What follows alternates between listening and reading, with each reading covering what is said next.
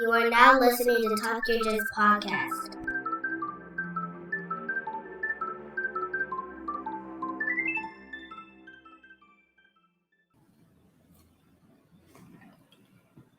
Welcome back to the Talk Your Jits podcast. This podcast is, as the name implies, all about Jiu Jitsu. I'm your host, Lamar Smith, and today's guest is a blue belt who trains at Maloki Flow, located in Narberth, Pennsylvania.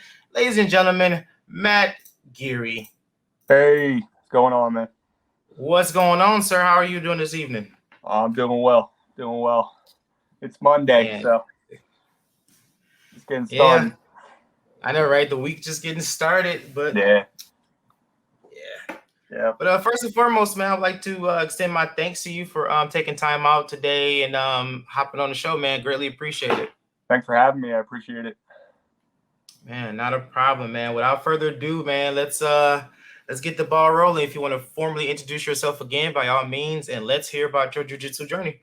Hey, my name's Matt Geary. I'm a blue belt at a school called Maloki Flow in Narberth. It's right outside of Philadelphia, Pennsylvania. It's fairly it's not a very big school, but it's a pretty tight-knit group of guys, all really good people, great people. So they're kind of like the home away from home, you know. Mm-hmm. Sorry, one sec. Close my door. Yep. Yeah, it's right outside of Philly. Philly's got a lot of great jiu-jitsu in the area, and I feel pretty blessed to be, around it. I got my school, and then there's a plethora of other schools I can go train at with really good people, high-level guys, and I'm thankful for that. Mm-hmm. So how'd you get started, man? How did jiu-jitsu find you? So I grew up playing in bands, and my band at the time was sharing a practice space with another band called Rosetta, and Dave Grossman plays bass in that band, and I knew him since he was a white belt. He was training at Maloki, and he always told me every time I saw him at the space, hey, come by and come train. I said, yeah, I'm going to come by one day. And one day in 2017, I did. He was a purple belt at the time. And, the rest is history. Gotcha. So when did you... What's up? No, go ahead. Go ahead. I've been training since 2017, but I had like an almost 2-year layoff because of a hip injury. So I've been training consistently for maybe, I don't know, 2 years, 3 years now. Something like that. Not bad. Yeah. Mm-hmm. Not bad. Glad to see you got back on the horse, man, and found that passion again. For sure. It's good to be back. So with your school, so you said it's a tight-knit school. Are you guys like more competition, like sport-wise, or how was the dynamic at your guys' school? No, it's not many of us compete. I compete from time to time. I plan on competing again soon. But no, it's mostly just hobbyists. The hobbyist school. A lot of family people. Mm-hmm. We got doctors that train there and very brilliant, smart people.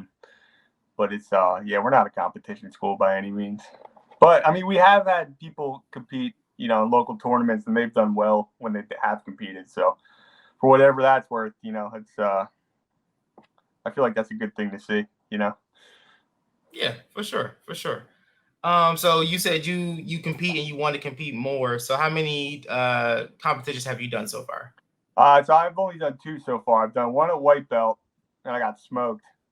And, that was an oopsie. But and I did another one at blue belt back in November. I got second at Tap Cancer Out. I felt like I could have done better. Well, I obviously could have done better. I could have got first, but I kind of knew what I did wrong, and it's all about improving. It's all about getting better. Yeah. So let's go back to that first tournament, man. That first time competing. Like how was that for you, man? Oh man, it was a sub only tournament. I got taken down with a single leg, and then he got the side control and he got me at a head and arm triangle. And I was fighting for dear life. It happened so quick.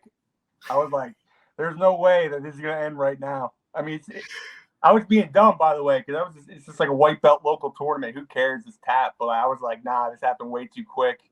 I've been training for I trained too hard for it. So I just kind of toughed it out. And my brother and my friend were there, and they were like, yeah, your face was like turning purple, dude. But I got out of it somehow. I ended up on top, and then we went to the third round overtime in EBI rules, and he got me with an arm bar, but so I didn't make it too easy for him, which is good. Yeah, man. I think everybody's first experience like with tournaments, man. Like I talk about this a lot, but everyone's first experience is so horrible. Because you don't know what to expect. And, luckily for you, you did it early. I waited till I was purple belt to do my first time competition. Oh, wow. Yeah. Because I was never, I don't know. I never was thrilled about the idea of competing. Yeah. And one day, me and one of my training partners just had a random conversation like, man, let's find a tournament to compete. So my first one happened to be Tap Out Cancer. Nice. So it was like so many emotions because I'm like, okay, what am I to expect? I'm watching videos of like competitions, and it still wasn't like giving me what I needed to feel comfortable until I got out there and did it. Ironically, the guy that I fought, strong guy, super strong guy. Oh God, I go back and watch the first. I'll go back and watch that first match, and we got the clinch, and I'm trying to like swim under, get my swim under my arms, couldn't move them. Try to pop them up, couldn't move them, and I am like feeling myself trying to like keep myself on the ground pretty much because like every time he moved, I felt lighter and lighter and lighter. And he went for a hip toss, and right before the hip toss happened, the referee stopped us because we were getting close to the table. So he finished the hip toss, and I'm just sitting here looking like I've never been thrown so easily in my life. Yeah, it's probably because it's a tournament. If it was training, it wouldn't have been that easy. Because like when I was competing, I was doing stuff I never do in training, just dumb stuff. Yeah, I watched the video. I was trying to pass the guard from my knees. Like I never do that when I train. But your adrenaline's going and you're not really thinking. So that's where I feel like that's why training's so important. Like really committed, dedicated training, drilling to really hammer in those like good habits. So you don't try to pass the guard from your knees. Not to say that there's not a time or place for that, but yeah, of course. Yeah. But yeah, I've done 3 so far. I've done 1 for Tap Out, and I did 2 for Grappling Industries. And Grappling Industries was fun, man. Did I do gi? Yeah, I did gi for Grappling Industries the first time, and then I did both gi and no gi the second time, and I still lost. I came in third in gi, second in gi. Okay. I'm sorry. Yeah, second. No, I was second in gi and third in no gi. But man, it's the level of progression that I've seen myself from the first time I competed, or the second and third time I competed versus my first one. Man, I was like, okay, I still got smashed, but I did a little bit better. Yeah. So I was definitely happy with that performance. For sure. Sometimes the only thing to measure is if like as far as progress goes, if you're better than who you were, the day before, or if you did better than you did in your last tournament, Yeah. And sometimes like I'll go to a school just with like a room, like a competition school with like it's a room full of straight killers, and I just get like smoked by everybody. But the time I went before that, I did a little bit worse. So this time I did a little bit better, even though I was still getting smoked, But you got to take the good with the bad and just try to keep moving forward and not get too discouraged. Yeah, man, it's crazy. We talk about jiu-jitsu, and the main thing that we the word that get thrown around a lot is adaptability. Mm-hmm. And I never really looked at it beyond just training, until I started competing. traveling, visiting different schools. I haven't visited many, but it was still, I had to adapt to the environment that I was in, Yeah. because the one school that I visit was a competition heavy school. I mean, I think everybody in that school competes. I think I met maybe one or two people that don't, but they was considering it. Got there, and I was talking to the instructor, and he was like, "Yeah, bro, do what you can, fit in whatever you can, do what you can." So I'm thinking to myself, like, this is jiu-jitsu. I've been doing this forever. I'll be fine. No, I was not fine. It was a 90-minute class. Yeah. And it was like, all right, for the first 10, 15 minutes, it was, technique, preparation for competition. And then the rest of the class was just hard 5-minute round rolls. And I think I was about the third round in, I was dead. Yeah. I was like, this pace is unreal. And did they turn off the air conditioning too? So it was really hot. No, they didn't turn the AC off. I don't think they get that bad. I've done it at my school. Like, we had the AC off, and it was like a heavy rep day and rolling and gis, and everybody trying to take the gis off. My instructor like, nah, keep them gis on. Yeah. we about to get this work. We about to sweat in here. But yeah, man, you own your own school? No. Okay. I'm just I'm an assistant instructor at my school now. Oh, nice. I mean, I would love to open my own one day, but right now, I'm not worried about it. Got a long life to live. Oh yeah. I only been doing this for 6 years. Still, to me, I still feel like I'm new in the game, even though I'm a brown belt, slowly approaching black. It still feels like I'm like 20 steps behind when it comes to jiu-jitsu. Yeah, it's it's kind of like, it kind of messes with your head a little bit, because you train so consistently and so often, and you don't feel like you're getting any better. Mm-hmm. But then like little things will happen every couple months where you do like really good, or maybe like somebody you used to be up, like all of a sudden came back, and now like it's not like that anymore. So you're like, oh wow, I have gotten better, but you don't realize it, because at the same time everybody else around you is getting better too. Yeah. And that was an eye-opener too, man. Like, for a minute where I felt like, I was so stagnant, so stagnant. And I'm thinking to myself, like, why am I not seeing no type of progression? But yeah, just like you said, like, everyone around you is training just as hard as you are. Yeah. So it's not that big of a notice unless you compete, unless you roll with someone that you never rode with before. Yeah, for sure. And that's when you really get to see, like, oh, okay, I guess I don't suck as bad as I once thought, But I mean, we're harder on ourselves, Oh yeah, of course. I feel like when I'm getting ready for like a tournament or a competition, I feel like that helps me get better quicker. Mm-hmm. Because I have a game plan, and I'm just working on that game plan. You know what I mean? So yeah, I feel like that's like one way to get better, maybe quicker. But I think just consistency and just not getting discouraged is huge. Just keep going. Yeah, man, that's the ticket right there. Yeah, I mean, I know guys who like are black belts, have been training for a long time, and like they don't think they're good, but to me, they're incredible. But they themselves, they're like, nah, like I'm not good. I'm like, I don't know what you're talking about, but okay. But I think that's like, if you want to be great at anything, that's kind of the attitude you got to have. Oh, it's if you're, naturally like gifted, like a freak athlete.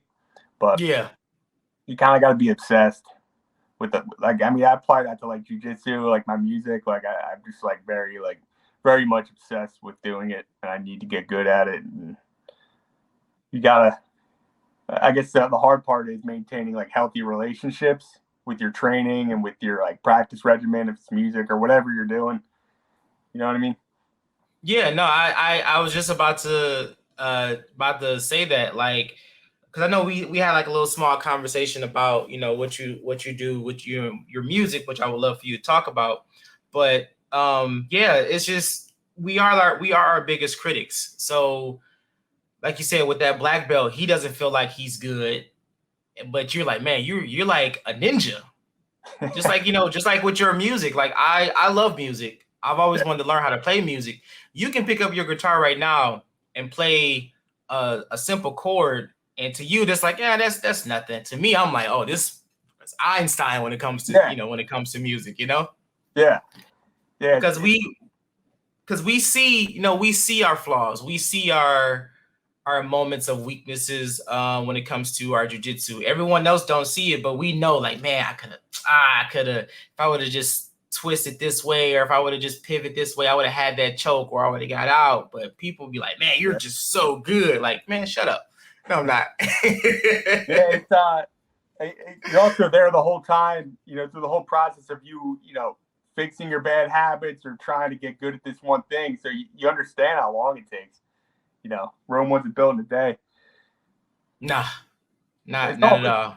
It's all part of the process, though. I mean, and when you get to that, whatever your goal is, it's very rewarding. Then it's on to the next one.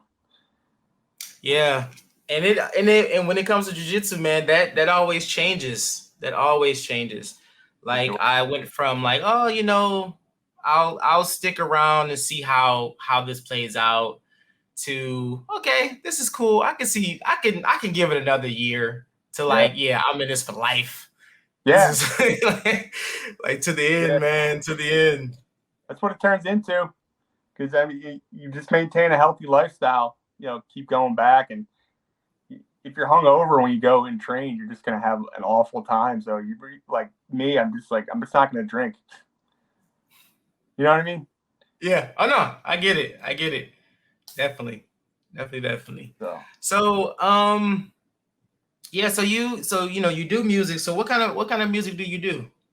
So I grew up playing like punk and hardcore and like metal music, but in my old age, I've moved to playing like ambient music and folk music, like post rock, Explosions in the Sky type stuff, to anything bands like Stars of the Lid, more relaxing type of music.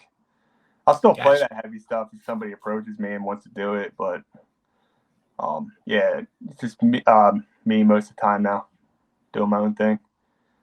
Gotcha.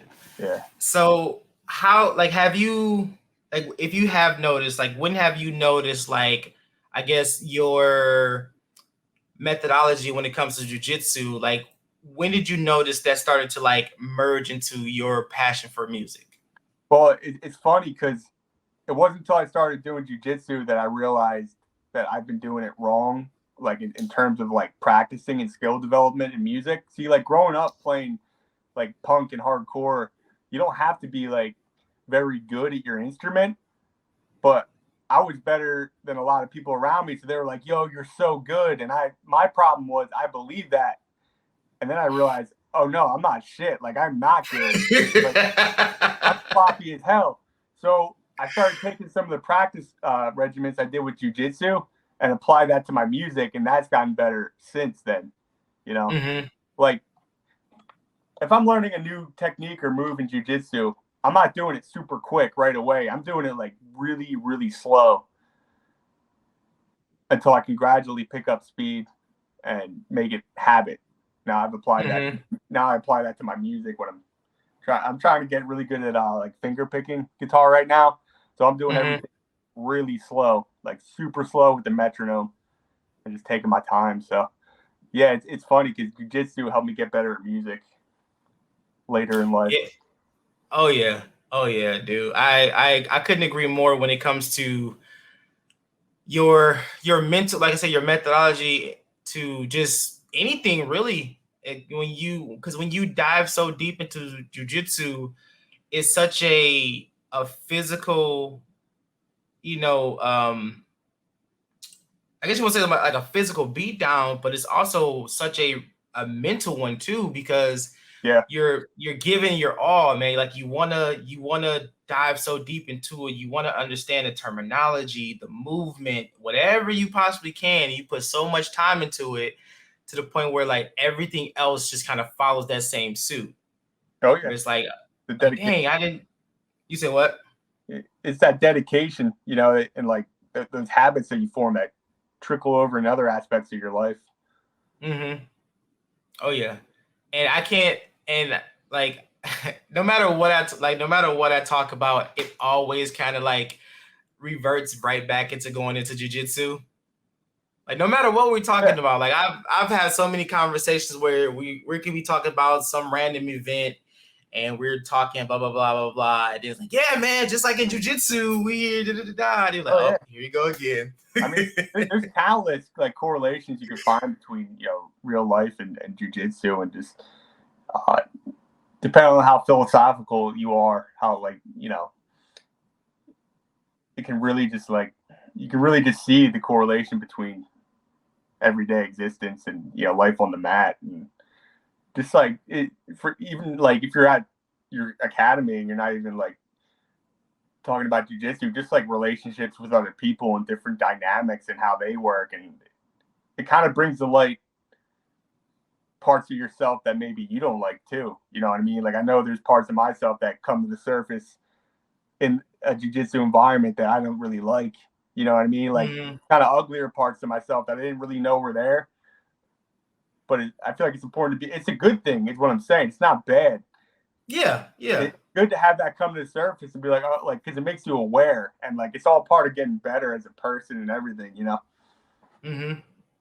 man, and that's that's like the best times you figure out a lot about yourself, man, is doing those, like doing training days. Like it always seems like when we get those good classes where more people than usual show up and it's just a lot of hard rolling, man, you just get so much mental clarity about everything in those little moments. And like you said, you find out a lot about yourself. You find out a lot of truth about yourself. Yeah. Because the way you carry yourself throughout the day, man, it does show in your jiu-jitsu. Yeah. I mean, your personality, I feel, affects how you train, your approach to training for sure. And like, I grew up kind of like a shy kid, quiet. And like, I didn't realize how like competitive I can be. You know what I mean? Because sometimes like I'll be training, I'll just like something will take over me. I'll just like I won't want to concede a position or something like that. You know what I mean? It's like, damn, like, yeah, I guess that does exist inside of me. But I feel like everybody has to have a little bit of that to even keep training.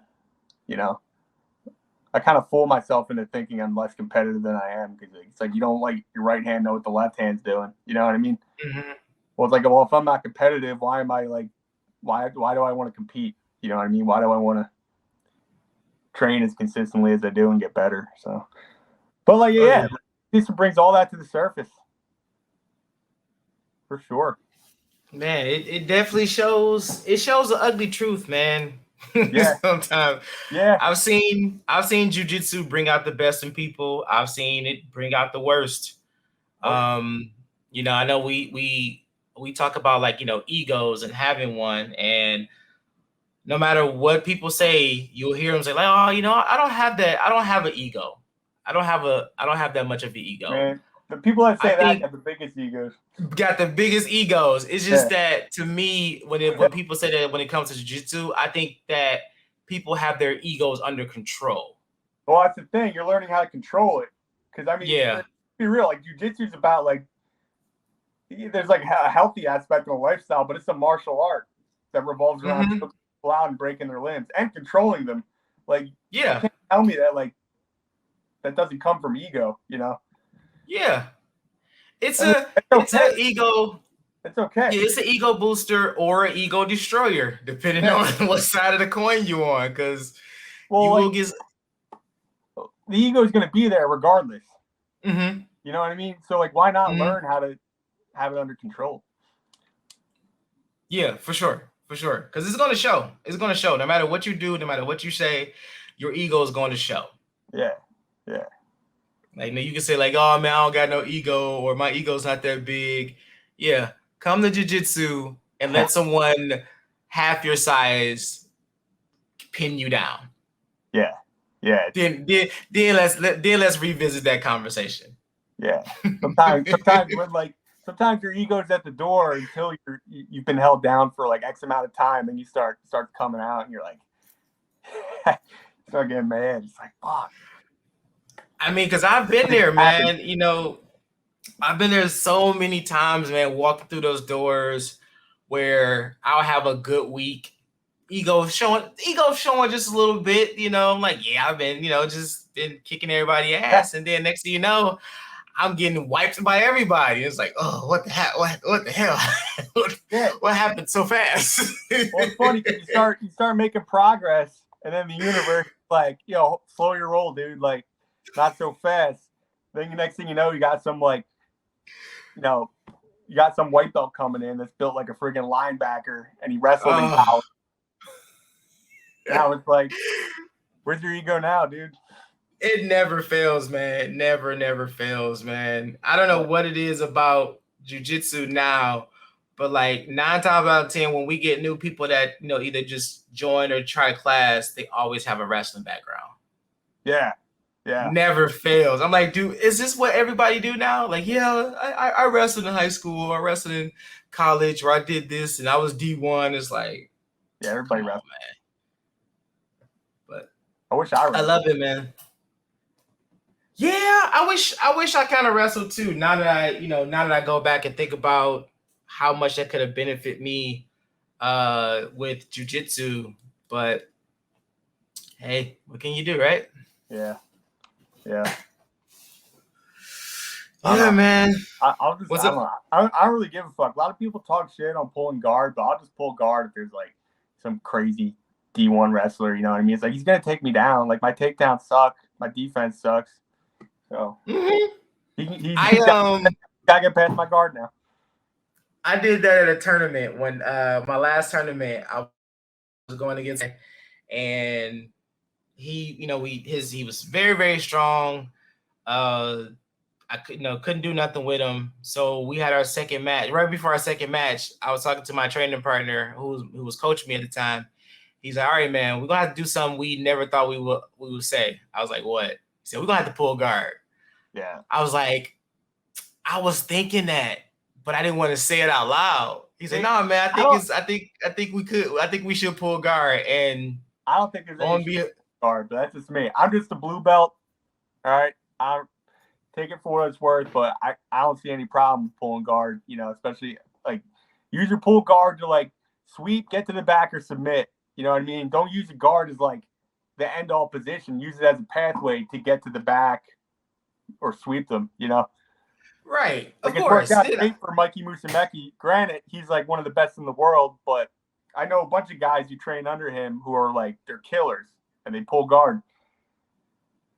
Yeah, after that tournament and after watching some random instructional videos I found about, I guess, the proper way of pulling guard. Yeah.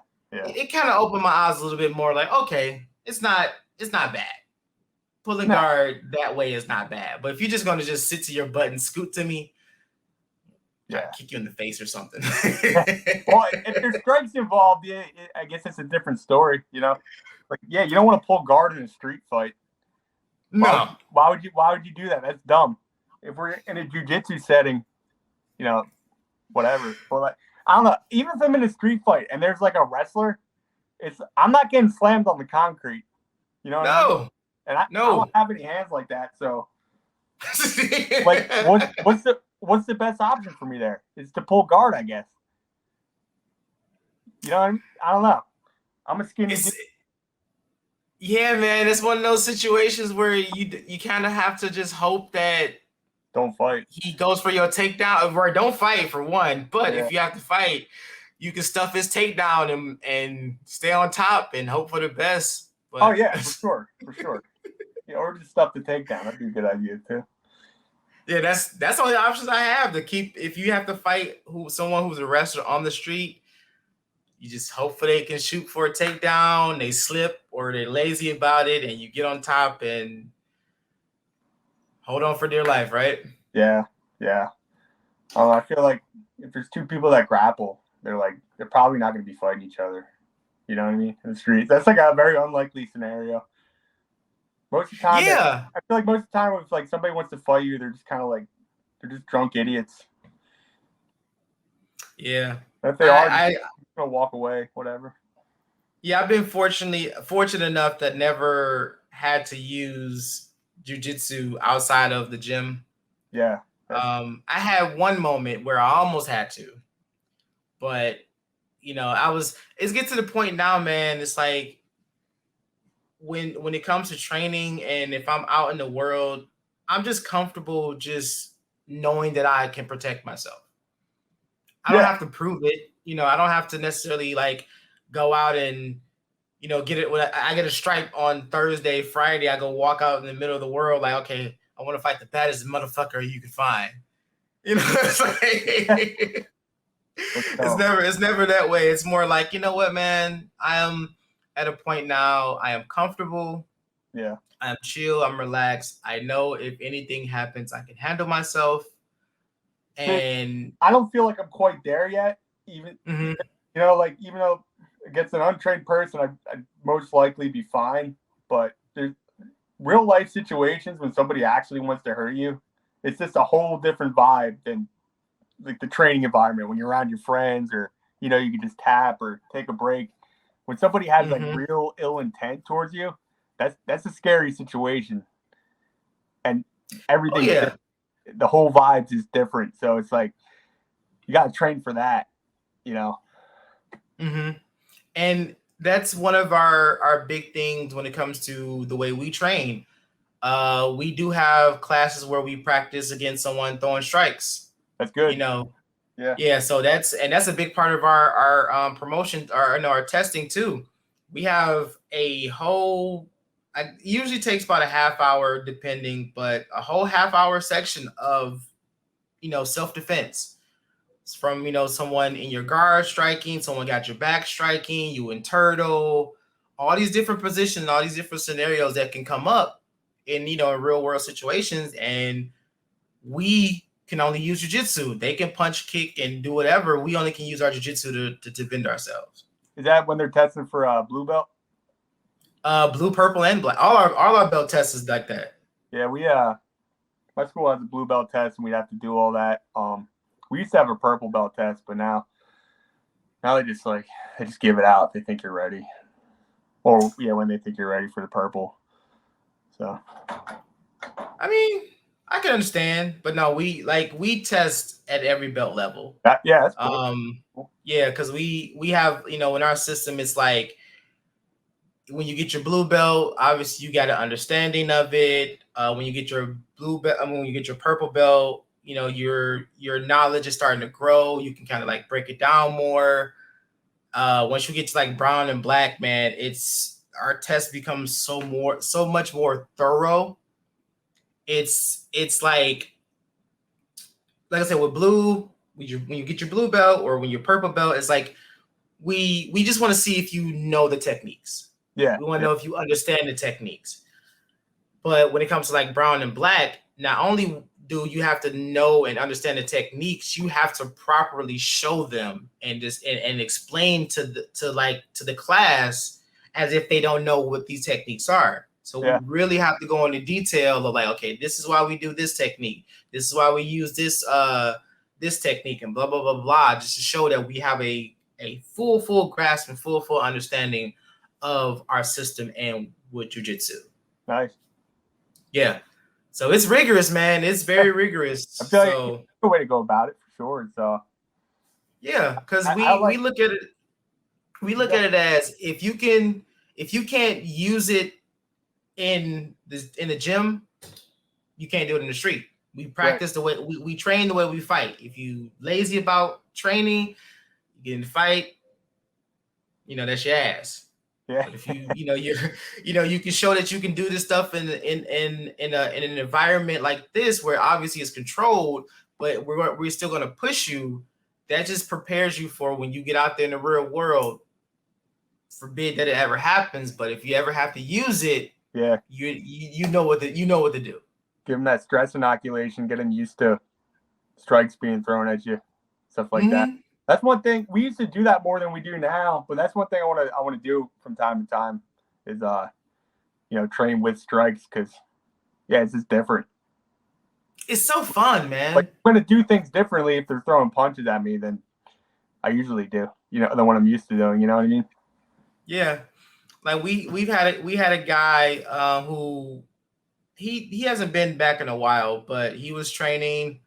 And once you get punched in the face, man, everyone wants to do this. It's like, nah, you can't do that. Like, you doing this in the street is not going to stop me from punching you in the face. Yeah, for sure. So like, nah, can't curl up, man. You gotta fight back, man. You gotta fight back to the end. Yeah. But yeah, that's how we roll, man. But I love it. I love it. I love our system. I love how our philosophy and whatnot. So so your school, who what's y'all lineage? Who's your instructor and whatnot? So Alberto Rabayo, he's a Huron Gracie black belt. He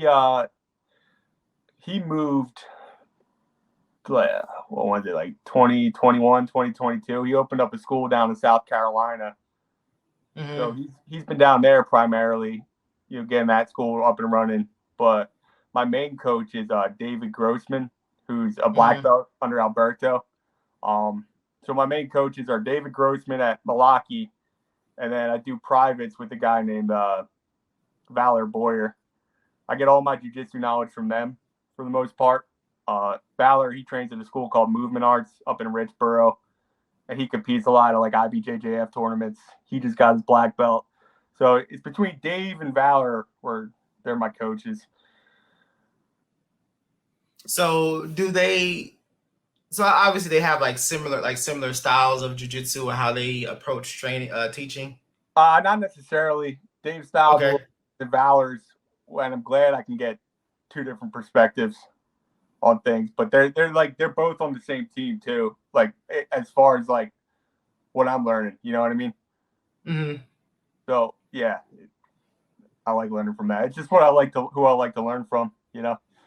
I kind of found a jiu-jitsu that I like to do that kind of resonates with me, and I gravitate towards more that I've seen the most benefits from.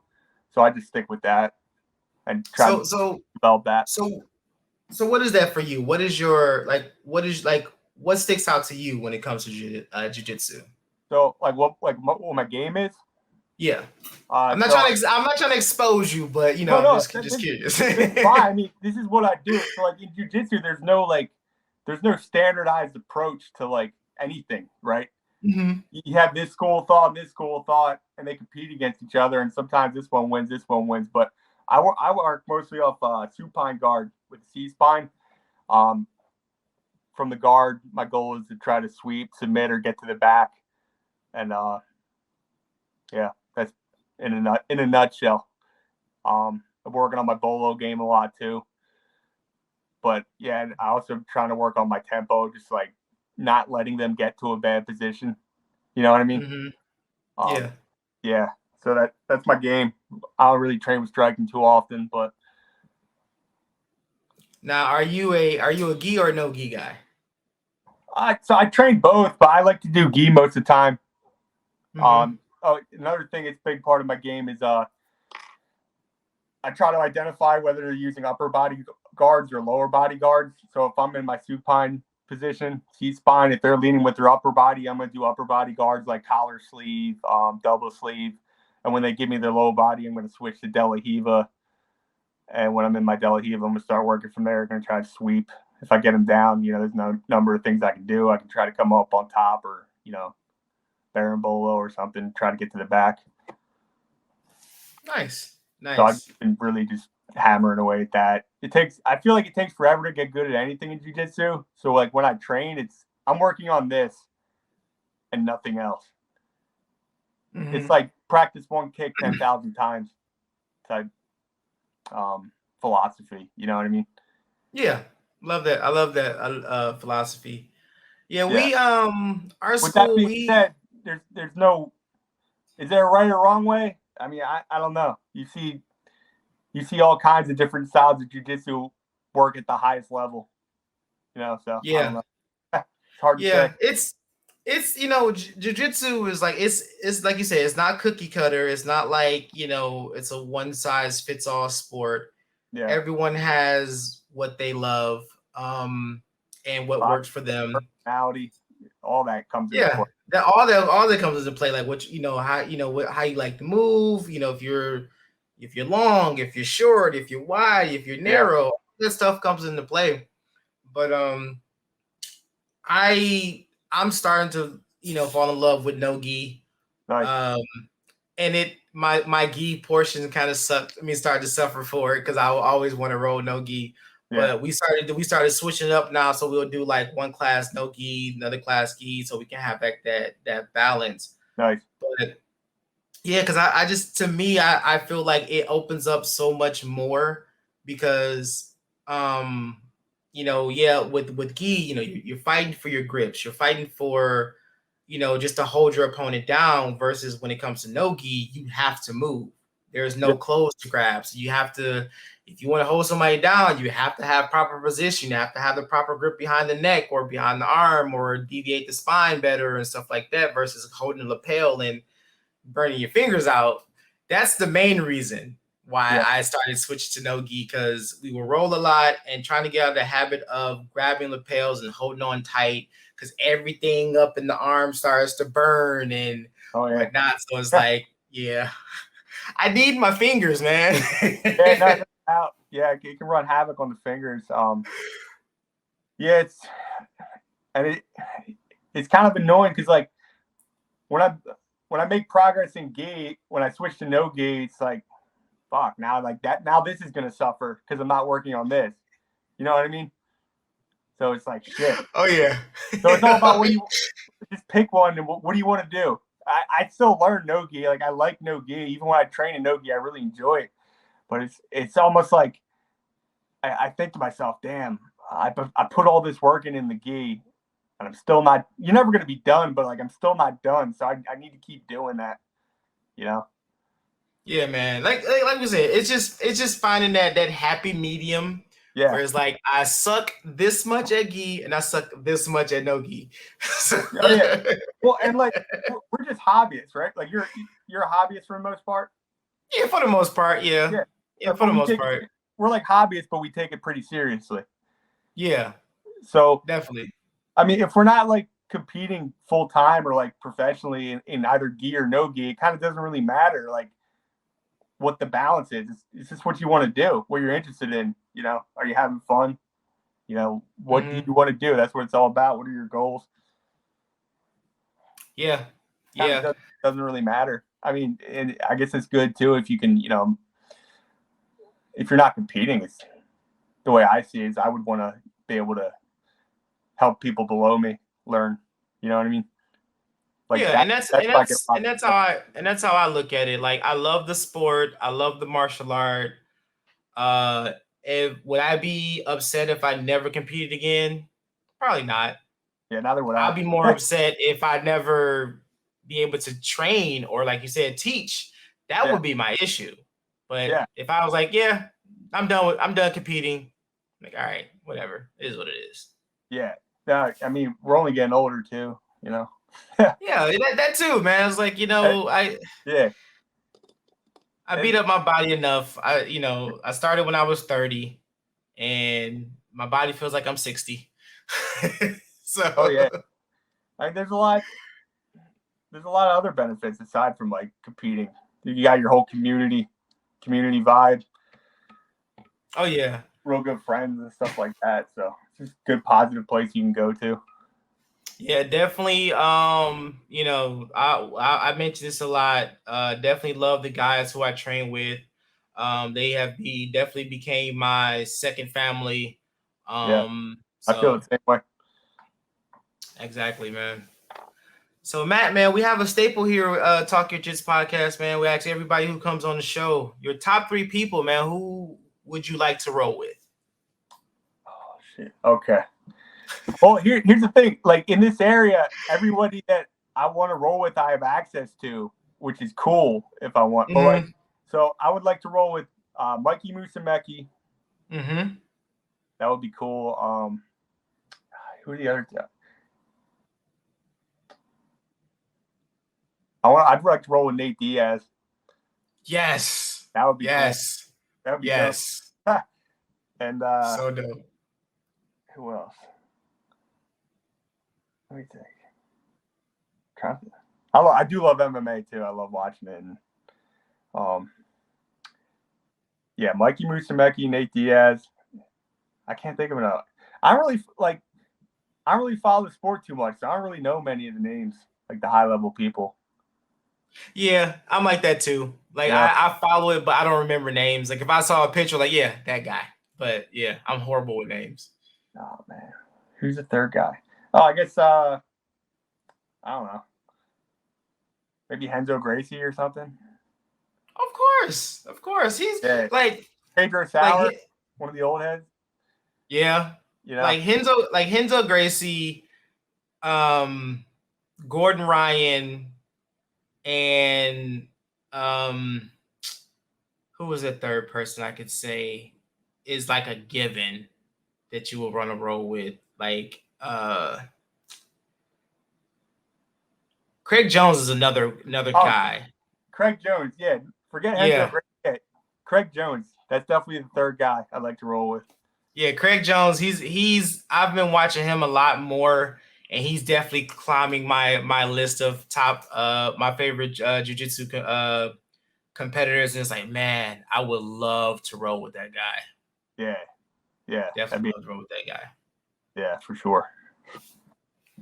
But yeah, Matt. Unless you got any other questions for me, if you got anything coming for you, your school, your music, competing, man, I want to give you the floor, man. It's all yours.